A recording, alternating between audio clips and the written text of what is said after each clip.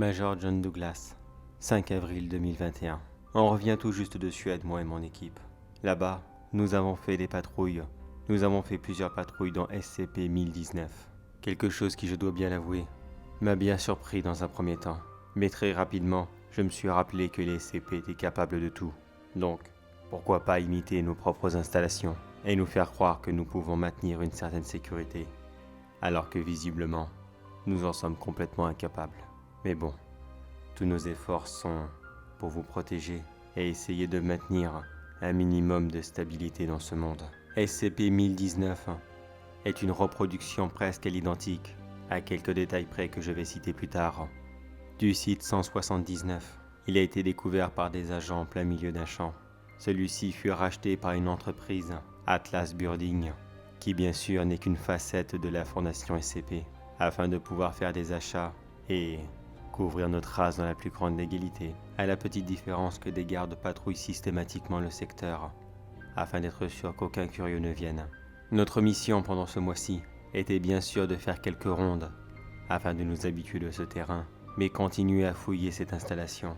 Ce faux site 179, qui pourtant ressemble beaucoup à l'original, contient plusieurs secrets et mystères que personne n'arrive à comprendre.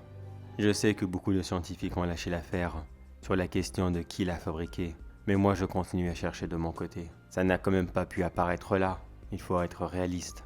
Même si les SCP sont des créatures très bizarres, il faut bien que quelque chose ou quelqu'un ait construit cette installation. Cependant, il est possible que cette installation soit là depuis beaucoup plus longtemps qu'on ne le pense, car les quelques petites différences sont comme par exemple des éboulements provenus ici et là dans les quartiers des classes D et dans les bureaux, rendant ces zones complètement inaccessibles.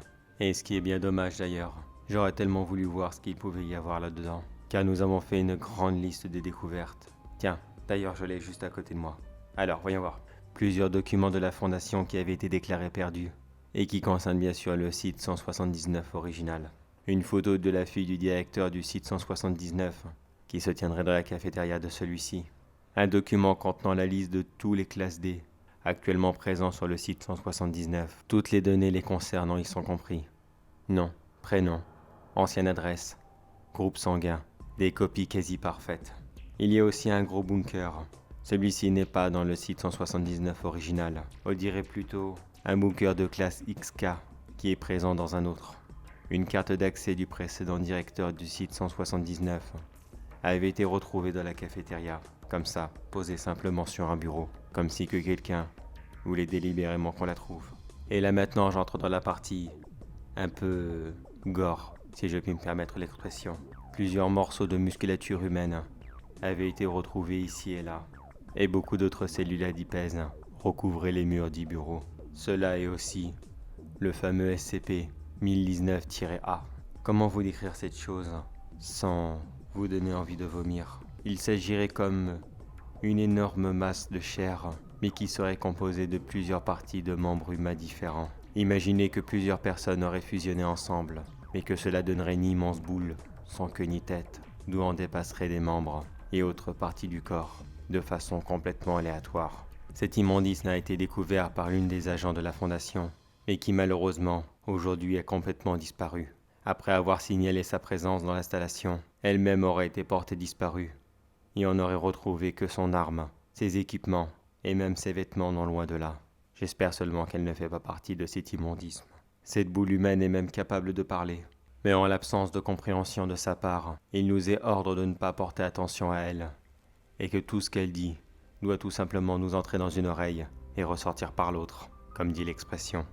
Aujourd'hui, SCP-1019 a tout simplement été mis sous clé, et quelques rares patrouilles s'y font encore à l'intérieur. Le site est principalement surveillé à l'extérieur, et aucun civil ne peut approcher la zone à plusieurs dizaines de kilomètres. On peut dire que ce mois a été très riche en humilité.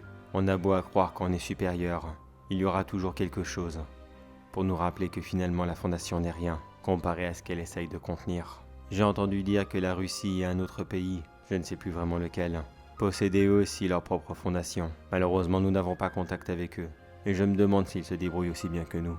Ça là-dessus, cette question restera sans réponse. Enfin, peut-être que le temps nous le dira, et que nous travaillerons tous ensemble. Major John Douglas, terminé.